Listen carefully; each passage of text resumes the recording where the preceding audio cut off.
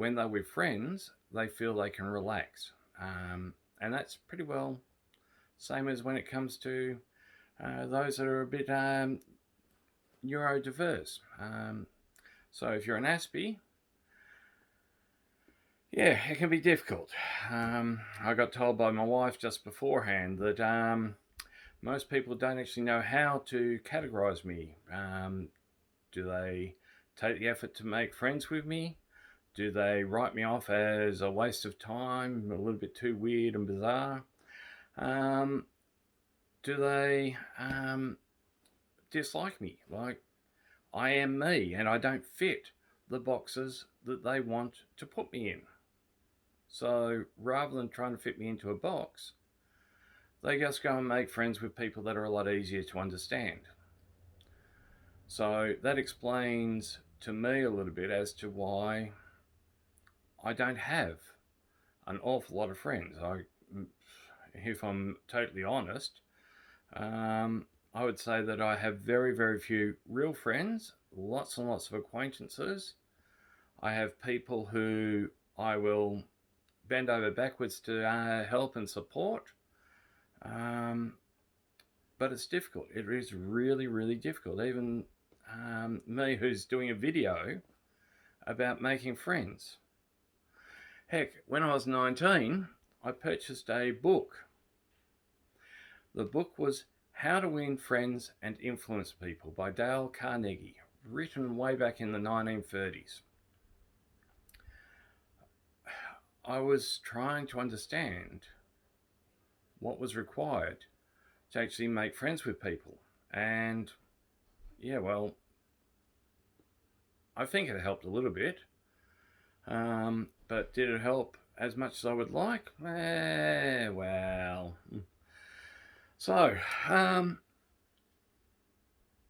okay, let's start with something that's safe for all of us, and that's a get out of jail free card.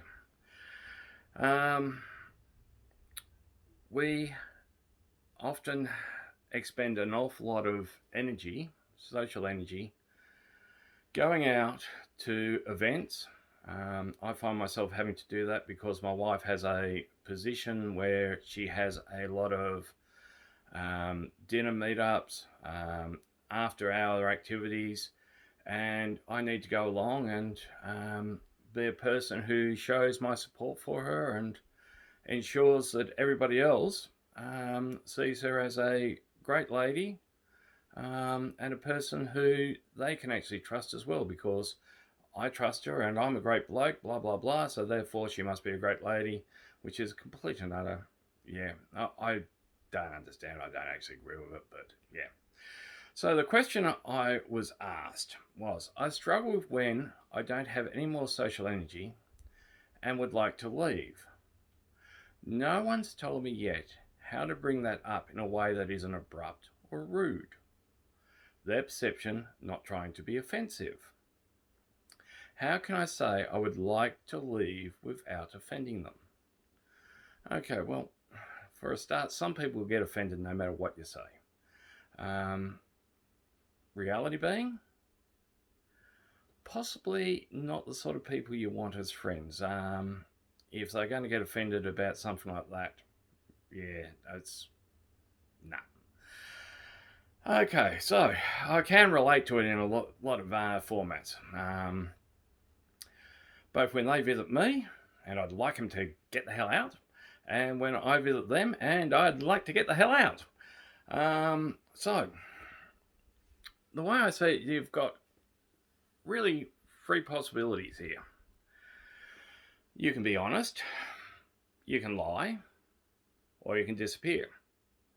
Now, on some situations, disappearing can be actually a very, very powerful statement.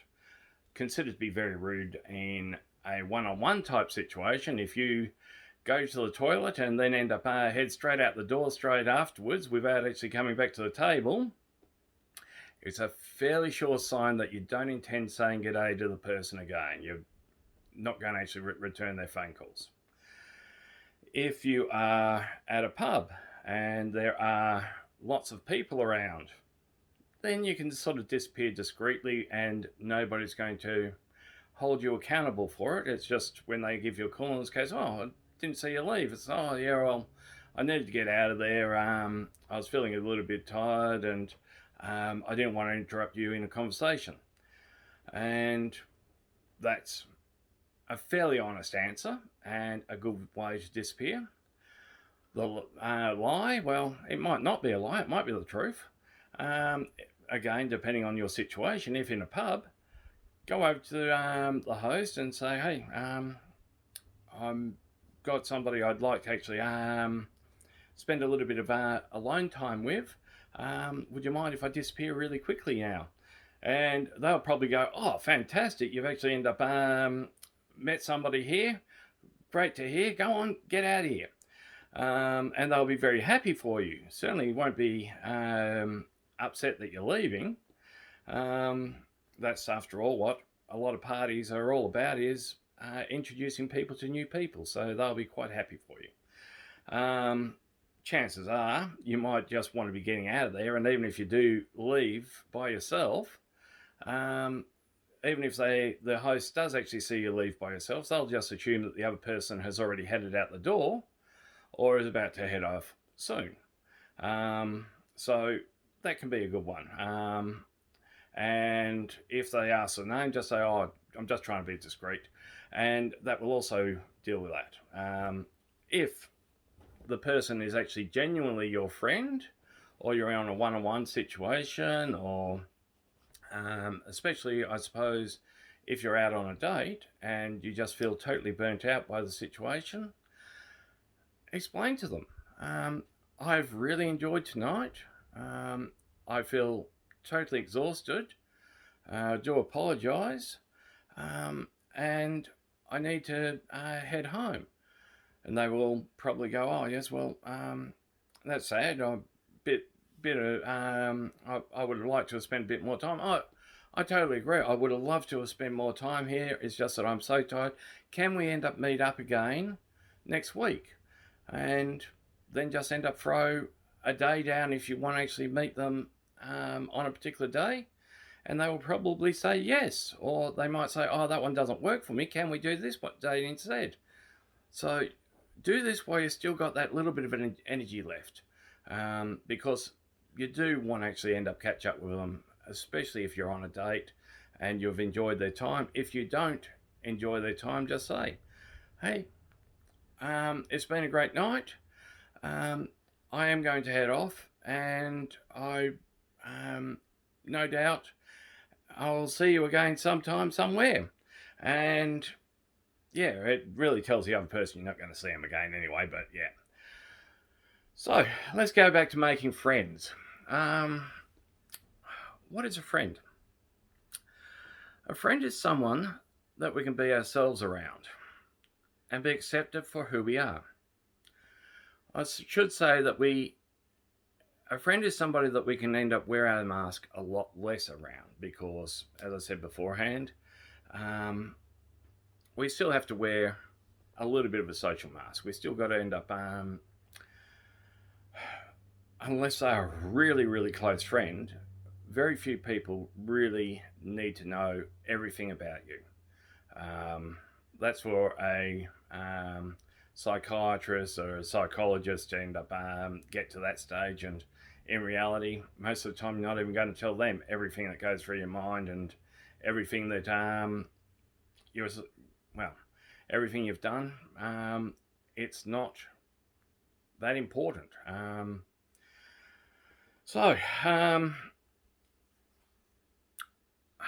I suppose when it comes to friendship, and I do apologise for the long delay there, I'm sort of refocusing my thoughts on that I've written down, and thought, well, I need to actually put this into a better format. A friend enjoys your company.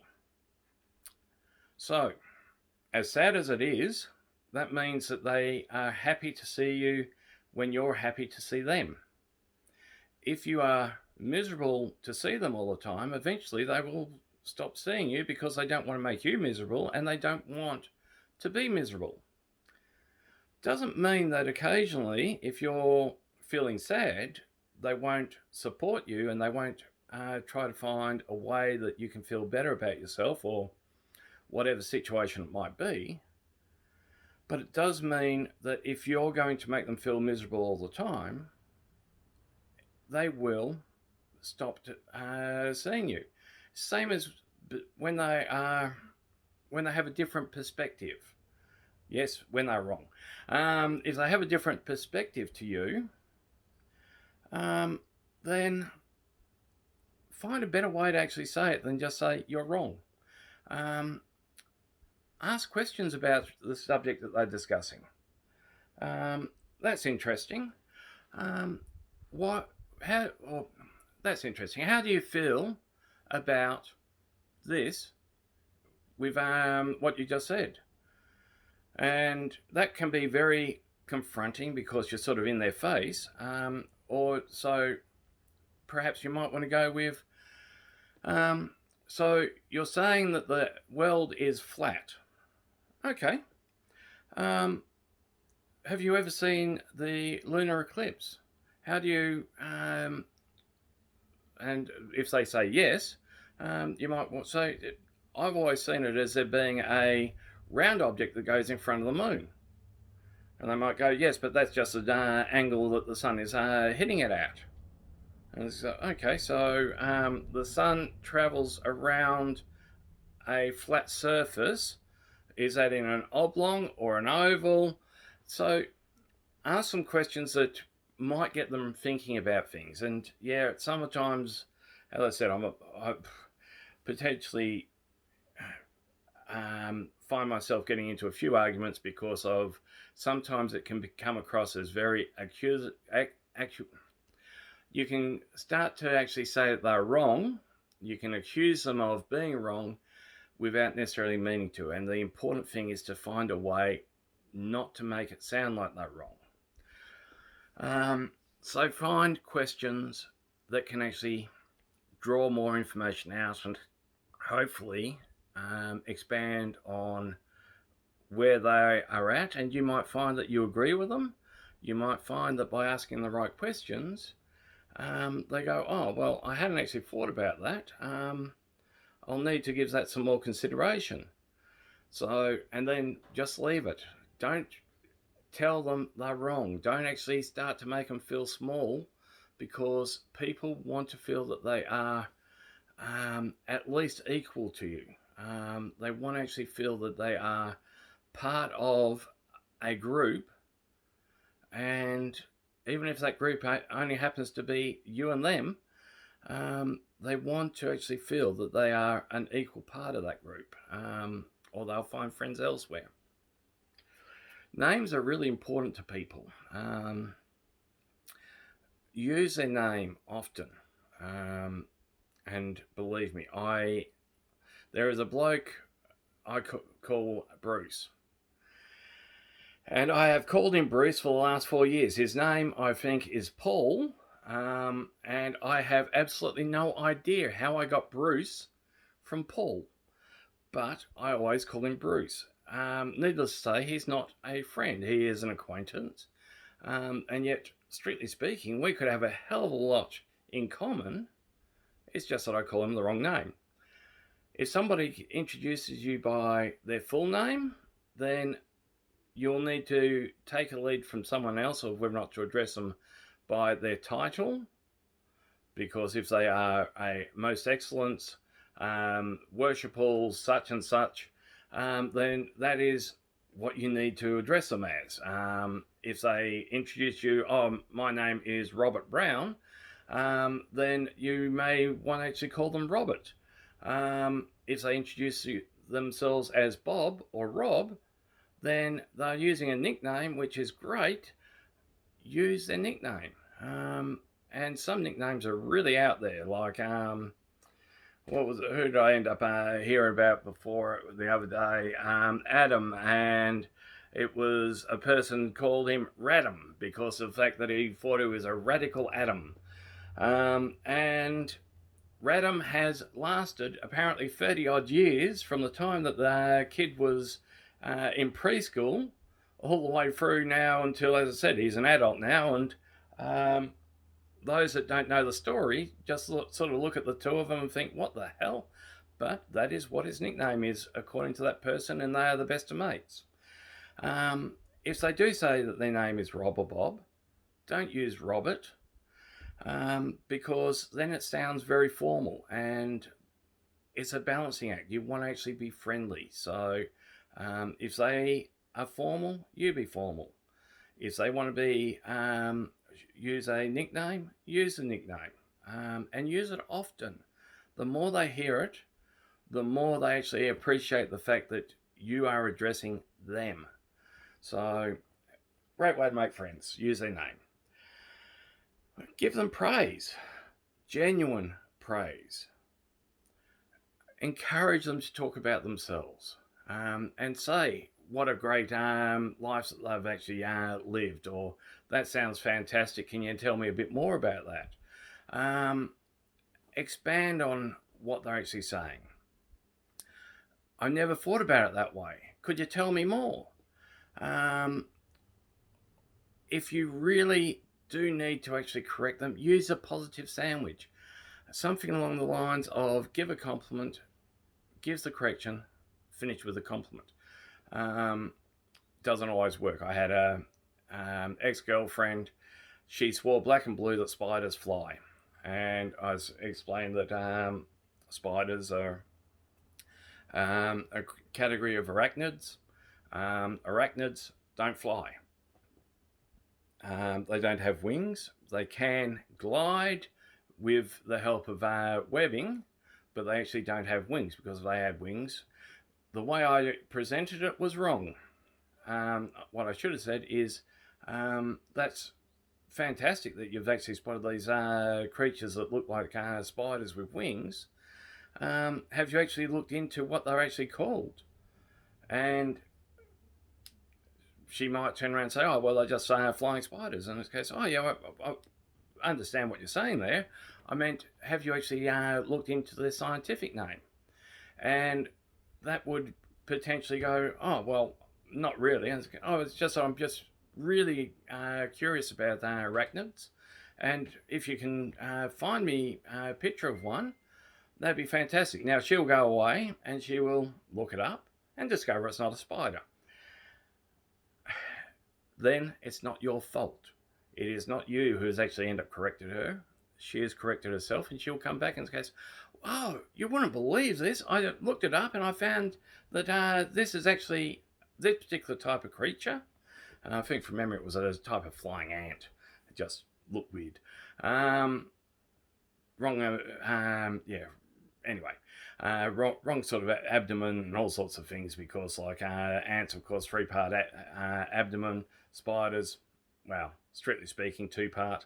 So, yeah, it's sort of, she'll correct herself and you'll go, oh, that's fantastic. I'm so proud you are. I was so pleased that you were able to actually correct me on that. I would have gone around thinking that they were flying spiders. Not a chance in hell would I have thought they were flying spiders. But she feels that she's done the right thing. So it's little bit like playing a bit of a game. So, compliment, correction, compliment. Sometimes it can't actually all be done at once because you've got to wait until they catch up. But yeah, give them praise, genuine praise. Make sure they feel good about themselves, because the more they feel good about themselves, the more they'll actually look forward to actually catching up with you next time. Next one is one that sort of comes out of pseudoscience. It was originally put forward by Alan Pierce in his body language book. There is pros and cons. The way that he teaches it has been discredited. I don't think very many people actually believe what he says these days, on the basis that culture plays a really big part on behaviours. So do everything from subculture, neurodivergence, even the way that people are brought up. But it still has some bearing.